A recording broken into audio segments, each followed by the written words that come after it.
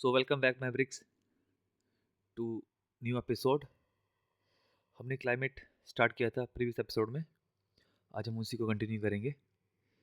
सो आज का टॉपिक है हमारा solar radiation, heat balance and temperature. और उसके साथ हम ये भी डिस्कस करेंगे factors that impact the climate of India. So let's get started. तो जैसा कि हमारा टाइटल है solar radiation, heat balance and temperature, तो हम सबसे पहले डिस्कस करेंगे सोलर रेडिएशन। सोलर रेडिएशन होती क्या है? सोलर रेडिएशन आती कहाँ से है और सोलर रेडिएशन इंपॉर्टेंट क्यों है अर्थ के लिए? So we already about the fact that solar radiation comes from the sun. Sun is the most important source for energy. Earth receives all its energy from the sun. So the Earth's surface received most of its energy in short wavelength. The energy received by the Earth is known as incoming solar radiation, which in short in termed as insolation. Let me show you a video of NASA in which they explain very beautifully how sun is important for Earth and how Earth is received energy from the sun. So let's watch this video.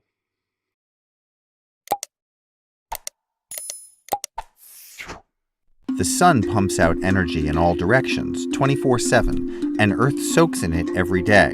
Some of that energy gets absorbed by the oceans, the land, the atmosphere, and some gets reflected back out into space. How much stays and how much goes is a function of Earth's energy budget. Almost all of Earth's energy comes from the sun. As sunlight heats the planet changes. The most obvious transformations are with water. Oceans soak up heat, warming the planet, but warming water evaporates, which forms clouds. Those clouds, in turn, reflect sunlight back into space, which cools the planet. When the clouds dissipate, sunlight once again warms the water below, and the cycle continues. Other areas of the world have similar cycles. Polar ice caps, for example, reflect sunlight, while dark land surfaces soak it up. Overall, the amount of energy leaving the planet is equal to the amount. हमने previous episode में atmosphere के बारे में जाना था। अब इस video में भी देख सकते हो ट्रोपोस्फेयर, स्ट्रेटोस्फेयर, मेसोस्फेयर क्या कर रहे हैं। मेसोस्फेयर क्या कर रहा है? कुछ रेस को एब्जॉर्ब कर रहा है और कुछ रेस को पास कर रहा है और काफ़ी सारी रेस को रिफ्लेक्ट बैक कर रहा है स्पेस में। तो हम एक तरह की हमारी रिवीजन ही है ये कि what is the significance of mesosphere in terms of weather or climate. Coming in, and Earth's energy budget stays roughly in balance. And it's a delicate balance. That's why NASA has missions designed to keep track of how much energy the sun is putting out, as well as missions designed to keep track of forces on Earth that might alter how much heat the planet traps. That energy balance isn't simply a scientific measurement, but a description of one of the most fundamental conditions for. जैसा कि आप इस picture में भी देख सकते हो, ऐसे होते हैं एटमॉस्फेयर। ये एयर्स हैं, एक तरह की गैसेज हैं जो अर्थ के सरफेस के ऊपर आसपास घूम रही है due to the gravity. A scientific measurement, but a description of one of the most fundamental conditions for making our planet conducive to sustaining life.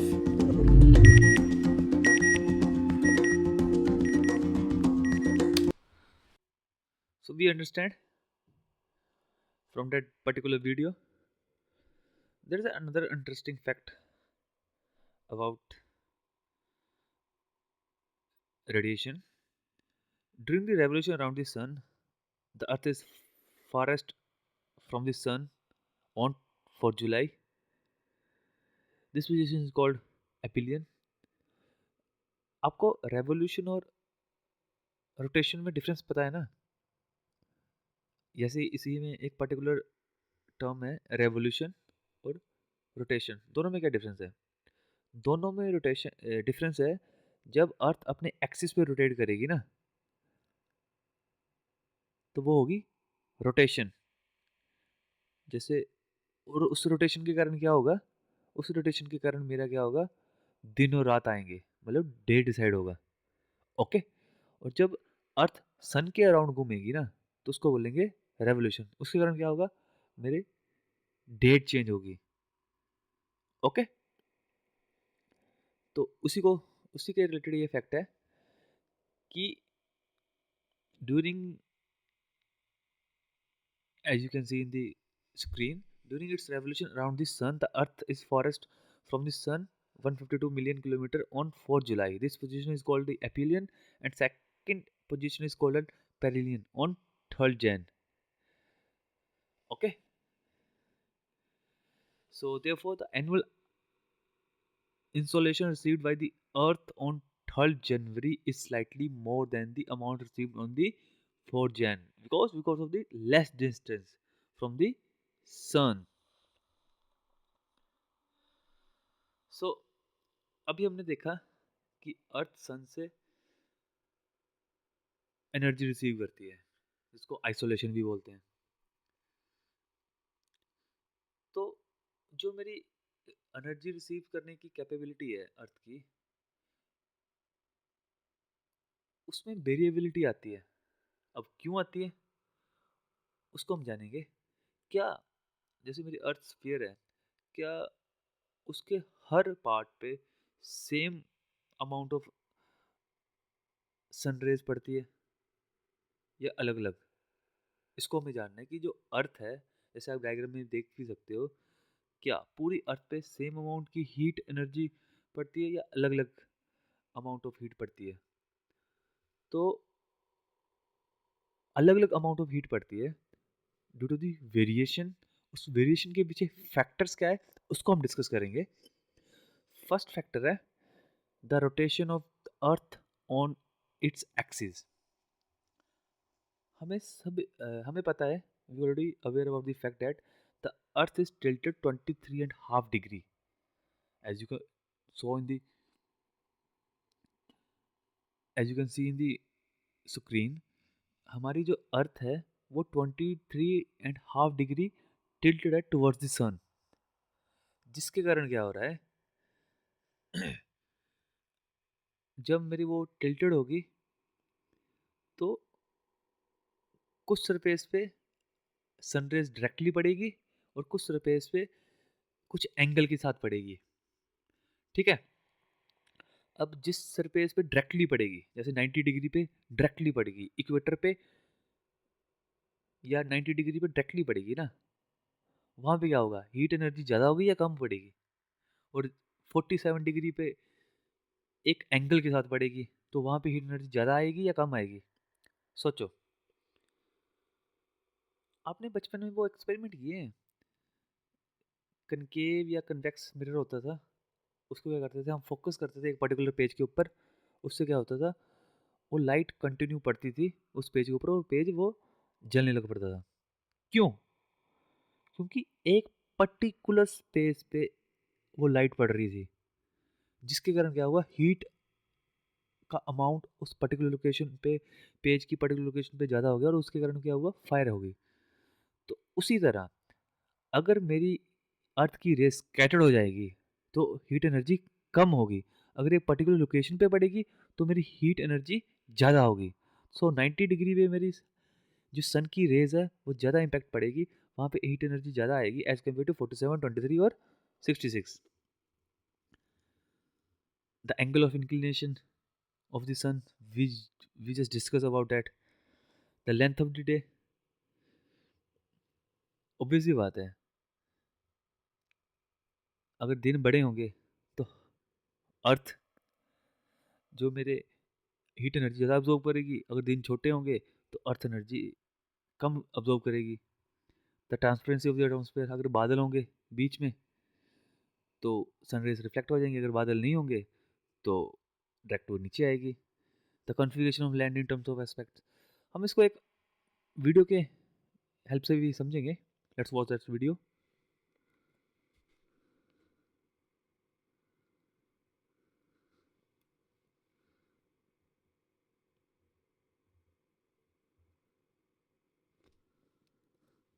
कुछ वीडियो नहीं है बहनचोद।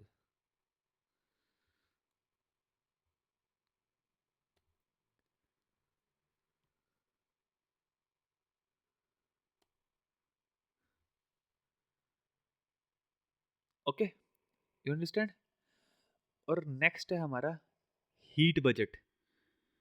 अभी आपको पता लग गया कि क्या कैसे कैसे इम्पैक्ट पड़ता है। हमारी अर्थ टिल्टेड है 23.5 डिग्री टुवर्ड्स द सन, और कर्वेचर ऑफ अर्थ के कारण क्या है, जो मेरी हीट एनर्जी है ना, आप इतना याद रखो, मेरे अर्थ के सरफेस पे हीट एनर्जी सिमिलर नहीं बढ़ती। ओके, वो वेरिएशन आती है उसमें। और किस कारण वेरिएशन आती है? अर्थ के एक्सिस के कारण, इंक्लिनेशन के कारण, लेंथ ऑफ द डे के कारण, ट्रांसपेरेंसी एटमॉस्फेयर के कारण, और configuration of land in terms of its aspects. Okay, जैसे कि हम उस वीडियो में देखा था, जो अंटार्कटिका में आइस थी वो तो एनर्जी को रिफ्लेक्ट बैक कर रही थी, पर लैंड सरफेस क्या कर रहा था? एनर्जी को एब्जॉर्ब कर रहा था। That is the meaning of a point. So there is another key topic, that is heat budget. Let's understand that particular topic through this video. In this video, we're going to understand about the heat budget of the Earth. Now, by the term heat budget, you can easily relate that it is referring to the balance between incoming heat absorbed by the Earth and the outgoing heat escaping it in the form of radiation.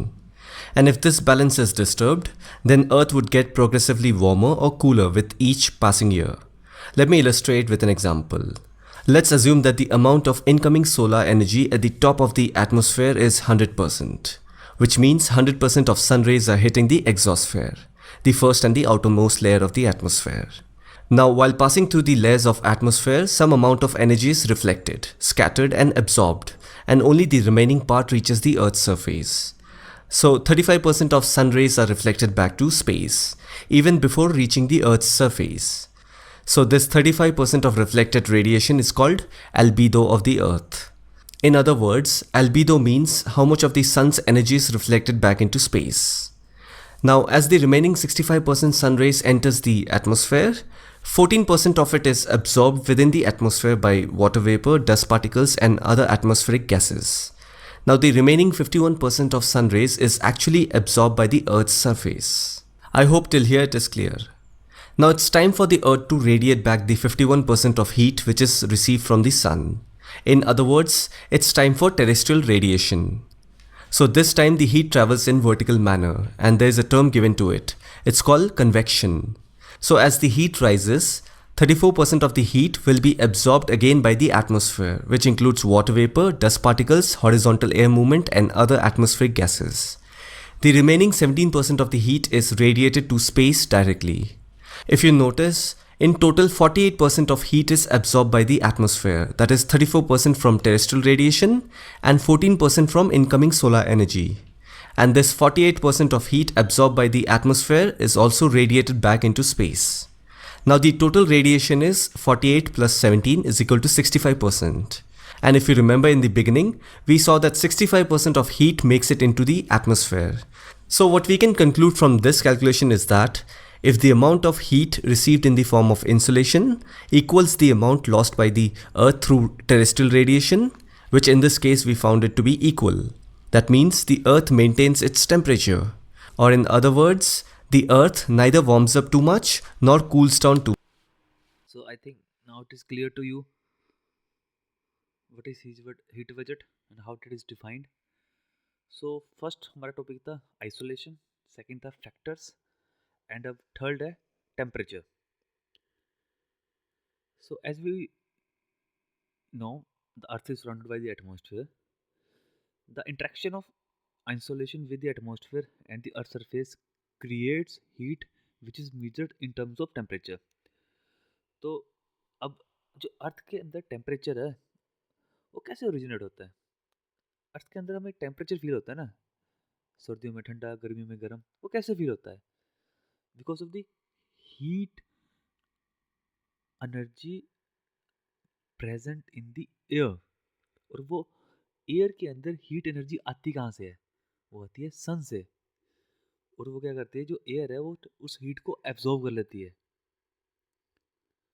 while heat represents the molecular movement of the particle comprising substance. The temperature is the measurement in degree of how hot a thing is.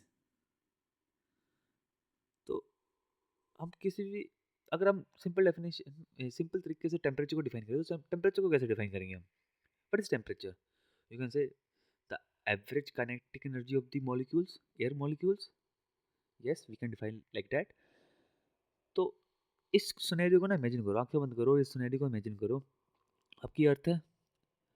अब आपको जानना है कि वहाँ पे temperature कैसे originate होता है. उसके आसपास एटमॉस्फेयर है. एटमॉस्फेयर में क्या है? एयर है. अब रात का समय है, ठंडा मौसम है, सर्दियों का, बिल्कुल ठंड है, -डिग्री, -25 या 30 डिग्री का है. सुबह होती है, सूर्य की किरणें आती है, एटमॉस्फेयर में पड़ती है. और एटमॉस्फेयर में क्या है? एटमॉस्फेयर में क्या है? एयर. अब उस एयर को जब सन रेज उसके साथ टकराती है, जैसे कि हमने वीडियो में देखा, कुछ तो रिफ्लेक्ट बैक हो जाती है स्पेस में, कुछ क्या होती है, वो एटमॉस्फेयर एब्जॉर्ब कर लेता है. वो एब्जॉर्प्शन क्या करती है? अर्थ पर टेम्परेचर क्रिएट करती है हीट के कारण. ओके. तो अगर मैं आपसे पूछूं factor controlling temperature distribution, what are the factors that controlling the temperature distribution on the earth? तो क्या क्या फैक्टर हो सकते हैं? क्या मेरा लैटिट्यूड पे इम्पैक्ट, लैटिट्यूड के कारण इम्पैक्ट पड़ेगा? पड़ेगा ना, या नहीं पड़ेगा? ऑब्वियसली पड़ेगा. जैसे मेरा डिफरेंट डिफरेंट लैटिट्यूड होगा, डिफरेंट डिफरेंट एंगल हो जाएगा, उसके कारण क्या होगा? कहीं पे सनराइज ज़्यादा पड़ेगी, कहीं पे कम पड़ेगी. दूसरा हो गया एल्टीट्यूड. एल्टीट्यूड के कारण मेरे टेम्परेचर में डिफरेंस कैसे आएगा? The atmosphere is indirectly heated by the terrestrial radiation from below. Therefore, the places near the sea level recorded high temperature than the places situated at the higher elevation. In other words, we can say that जो temperature है वो decrease होता है with increasing height. जब मेरा the rate of decrease of temperature with height is termed as the normal lapse rate. It is 6.5 degree पर 1000 metre. जैसे जैसे हमारा हाइट बढ़ती रहेगी अर्थ सरफेस से, टेम्परेचर मेरा कम होता रहेगा. हमने पढ़ा था ना एटमॉस्फेयर के एपिसोड में. तो जो मेरा पहला फैक्टर है वो है लैटिट्यूड, दूसरा है एल्टीट्यूड, थर्ड क्या हो सकता है? Distance from the sea. Obviously यार, क्योंकि जो मेरे सी के पास टेम्परेचर होगा वो ज़्यादा होगा या कम होगा? ज़्यादा होगा, क्योंकि वहाँ पे इवेपोरेशन ज़्यादा होगी. Another factor that influences the temperature in the location of the place with respect to sea compared to the land. The sea gets heated slowly and loses heat slowly. Land heat up and cool down quickly. हमने उस video में भी देखा था. जो मेरी land है ना वो जल्दी गर्म भी हो जाती है और जल्दी ठंडी भी हो जाती है. बट जो मेरे सी लेवल के पास का एरिया है वो गर्म भी धीरे धीरे होता है और ठंडा भी धीरे धीरे होता है. ओके. उसके बाद फोर्थ फैक्टर है air mass and ocean currents. अभी आपको ओशन करंट्स के बारे में पता नहीं है, कोई बात नहीं, हम आगे डिस्कस करेंगे. अभी के लिए आप इसको एज ए फैक्ट याद कर लो. तो these are the factors which affect the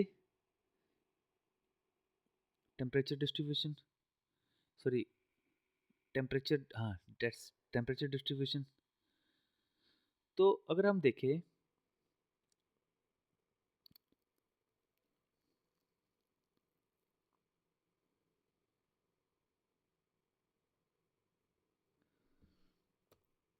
so the next topic is factors that determine the climate of India. हमने प्रीवियस एपिसोड में देखा था कि क्लाइमेट क्या है और वेदर क्या है. क्लाइमेट लॉन्ग टर्म में, वेदर शॉर्ट टर्म में. और तो क्या लगता है आपको कौन कौन से फैक्टर है जो इम्पैक्ट पाते होंगे इंडिया के क्लाइमेट पे? सोचो, दिमाग की घोड़े दिलाओ, पिछले एपिसोड को रिवाइंड करो अपने दिमाग में, सोचो क्या हो सकता है. तो हमारा जो फर्स्ट फैक्टर है वो है लैटिट्यूड. ऑब्वियसली जो अर्थ के फीचर है वो इम्पैक्ट पड़ेंगे। इंडिया के जो नेचुरल फीचर है, जो फिजियोग्राफिक डिवीज़न है, जो जियोलॉजिकल डिवीज़न है, उसके कारण मेरे क्लाइमेट के ऊपर इम्पैक्ट आएगा। Second is altitude, third is distance from the sea, relief and topography, pressure and wind system, western disturbances, ocean current and El Nino effect.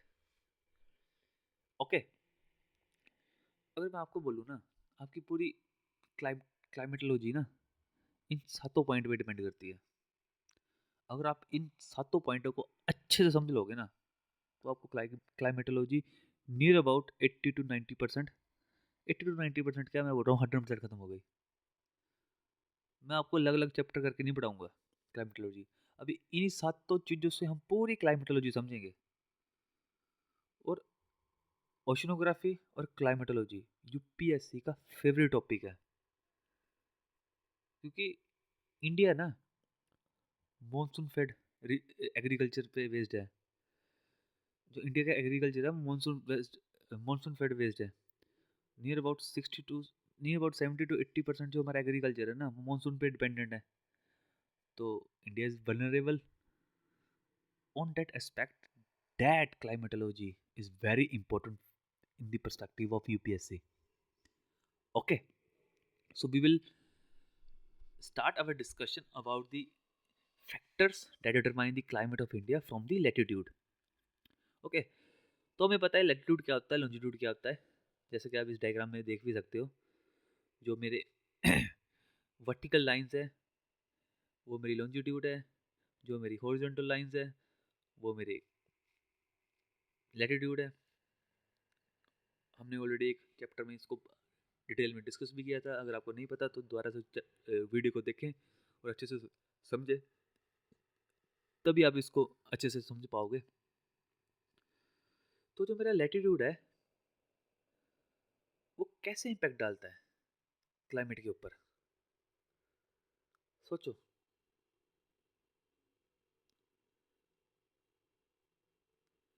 अब लॉन्जिट्यूड का क्या सीन है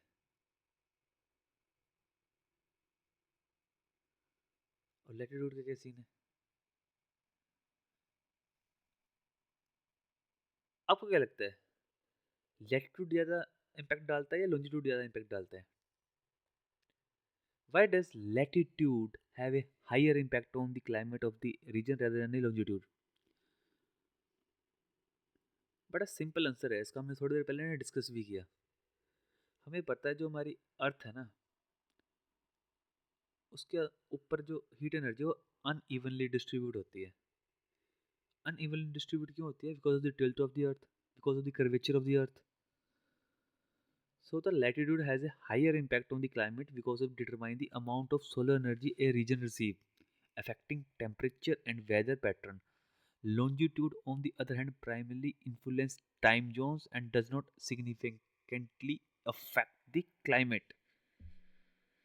क्यों? क्योंकि जो हमारी अर्थ की एक्सिस है ना, वो 23.5 tilted है towards the सन। तो उसके कारण क्या होता है, जो मेरा अर्थ है ना उसको, वो जैसे आप देखते हो Arctic Circle, Tropic of Cancer, Tropic of Capricorn, जो हमने स्टार्टिंग में वीडियो देखी थी उसमें उन्होंने क्या किया था, अर्थ को 3 जोन में डिवाइड कर दिया था, टोरिड, एरिड और जो सबसे ऊपर था आर्कटिक सर्कल। उसके बाद नीचे क्या हो गया, टेम्परेट, सबसे ऊपर आर्कटिक, फिर टेम्परेट, फिर ट्रॉपिकल। ट्रॉपिकल कहाँ था? ट्रॉपिक ऑफ कैंसर और ट्रॉपिक ऑफ कैप्रिकॉर्न के बीच में, और आर्कटिक सर्कल और ट्रॉपिक ऑफ कैंसर के बीच में क्या था? टेम्परेट। ओके, तो जो मेरे सॉरी, जो मेरे लैटिट्यूड है उसका ज़्यादा इम्पैक्ट होता है क्लाइमेट पे as compare to altitude. Altitude का भी इम्पैक्ट होता है, कैसे? The Himalayan act as a climatic barrier prevents cold Siberian winds from the entering the India and trapping monsoon winds causing heavy rainfalls.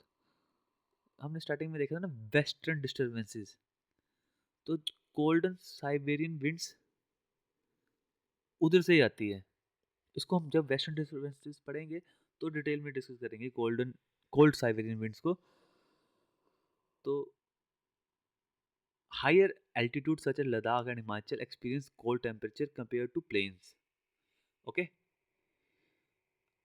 Third point है हमारा distant from the sea. Coastal area have a moderate climate due to influence on sea. Interior region experience extreme climate with hotter summers and cold winter. मैं मुझे ऐसा लग रहा है कि अभी आपको अच्छे से ना इमेजिन नहीं कर पा रहे हो। चलो एक वीडियो देखते हैं, उस वीडियो के थ्रू हम जानते हैं इस पूरे सिनेरियो को एक बार विजुलाइज करके देखते हैं, क्योंकि मुझे पता है कि जब तक हम चीज़ों को विजुलाइज नहीं करते हम उसको ना अच्छे से याद नहीं रख पाते। तो एक बार उस पूरे सिनेरियो को विजुलाइज करो तो आपको अच्छे से याद रहेगा। We're going to quickly understand what are the factors affecting India's climate. Now, generally speaking, I'm not just talking about India. There are 6 major components that controls the climate of any place. They are latitude, altitude, pressure and wind system, distance from the sea, ocean currents and relief features. Let's understand each one of them. The first one is latitude. Due to the curvature of the Earth, the amount of solar energy received varies depending on the latitude. That's why you'll see the temperature decreases as we go away from the equator towards the poles. This is the equatorial region, from Tropic of Cancer in the northern hemisphere to Tropic of Capricorn in the southern hemisphere. There's another name to it called as tropical zone or torrid zone. As we go further away, we have the temperate zone or the temperate region. This is the area lying in between Tropic of Cancer and Arctic Circle in the northern hemisphere, and in the southern hemisphere it is between Tropic of Capricorn and Antarctic Circle. Now this area has a pleasant climate. That's why you will find most of the tourist destinations in the world located at temperate regions. As we go even further away, we have the frigid zone. It's cold freezing out here. This area is in between the Arctic Circle and the North Pole in the northern hemisphere, and in the southern hemisphere it is between Antarctic Circle and South Pole. So these were all the latitudinal changes that affects the climate of a place. The second factor is altitude. Altitude means height. The more you go above the ground, that is from the surface of the earth to higher altitudes, the temperature decreases. Because the concentration of air molecules decreases, we also call it as thin air. That's why when you go to hill stations, it's cool out there. The third factor is pressure and wind system. By pressure we mean high and low pressure system. Always remember, air moves from high pressure to low pressure area. The best way to understand this, I have given this illustration before, so I'm going to use it again. Switch on the AC in your room and leave the door open. You will feel the cool air going out of the room, and this is because the environment outside your room is warm and it's attracting the cool air molecules towards it. Hence, by this example, you can also understand this. Landmass gets heated faster than water bodies. And due to that, a low pressure zone is created at the land surface, which attracts cool air molecules from the sea or ocean, causing rainfall and changes in the temperature. The fourth factor is distance from the sea. Now, if you are residing at coastal areas, you will notice there is hardly any change in the weather condition. I mean, you will be constantly facing the wind from the sea, so there isn't going to be much differences in the weather condition. But as you move away from the coastal areas towards central part of the landmass, you will start to witness extreme weather changes like very hot during summer and very cold during winters. This condition is known as continentality. The fifth factor is ocean currents. It is a continuous movement of ocean water from one place to another. Ocean currents are created by wind. Don't worry, हम इसको detail में discuss करेंगे, अभी just आप इसको visualise कर लो। Water temperature, salt content and the gravitational pull of sun and the moon. Generally, there is 2 types of ocean currents, cold and warm currents. You can see them in this picture. The red arrow indicates warm currents and the blue one are cold currents. If you notice, most of the warm currents are near the equatorial region. That's where the sun rays falls directly and are found in abundance. So the theory is these warm and cold current influences the local winds of the nearby landmass and causes change in the climatic condition. For example, with warm currents, the landmass face warm and humid climate. And the last factor is relief features. In geography, the meaning of relief is typical high and low lying areas like mountains, plateau, plain, deserts, etc. High mountains act as barriers for cold or hot wind. ये important है।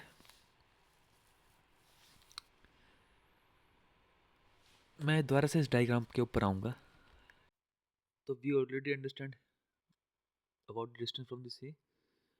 The next point is relief and topography. So what is the meaning of relief? Relief refers to the variation in elevation and slope of the earth's surface, including mountain, plateau, valley and plains. So note that point.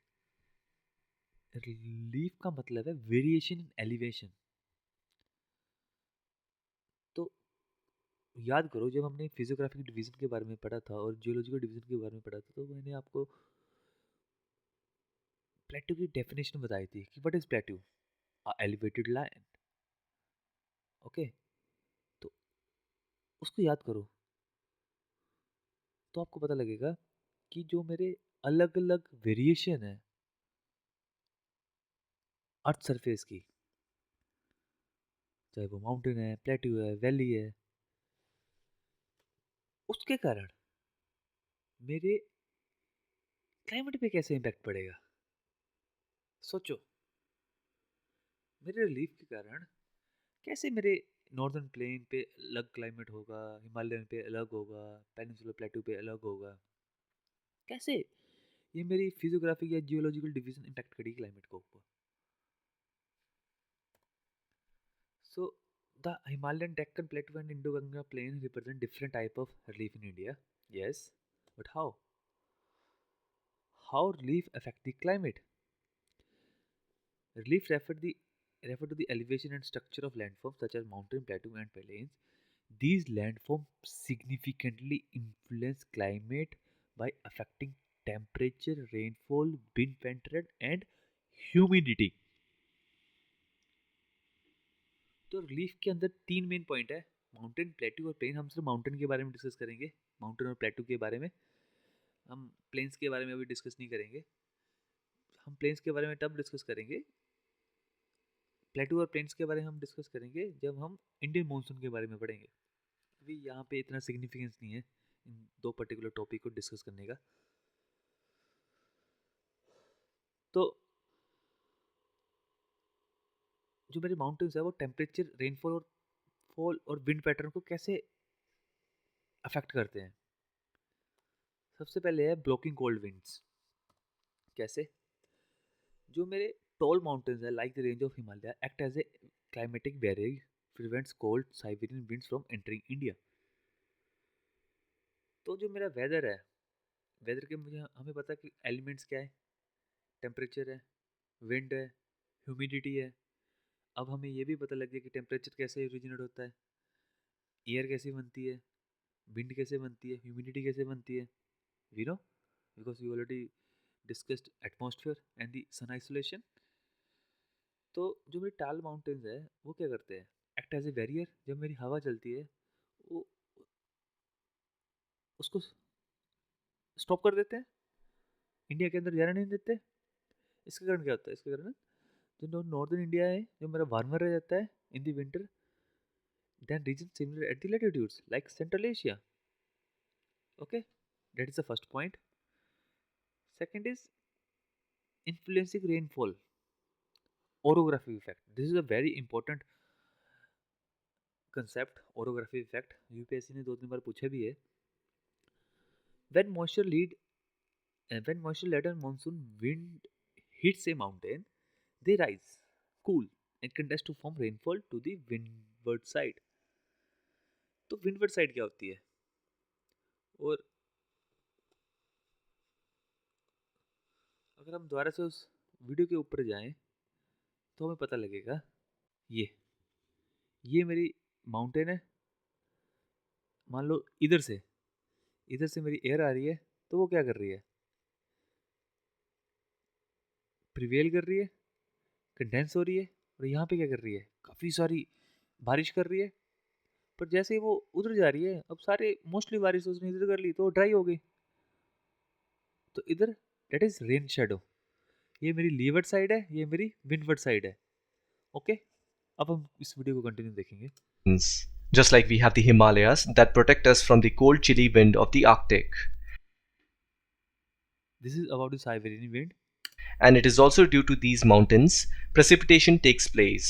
One such example would be the mountains of Western Ghats. ये अब जो मेरी south west monsoon winds हैं वो यहाँ पे जो मेरे वेस्टर्न घाट्स हैं वहाँ पे टकराएंगी, तो जो दूसरी तरफ लीवर्ड साइड होगी ना उस पे इतनी आपको बायोडाइवर्सिटी नहीं मिलेगी जितनी आपको विंडवर्ड साइड में बायोडाइवर्सिटी मिलेगी।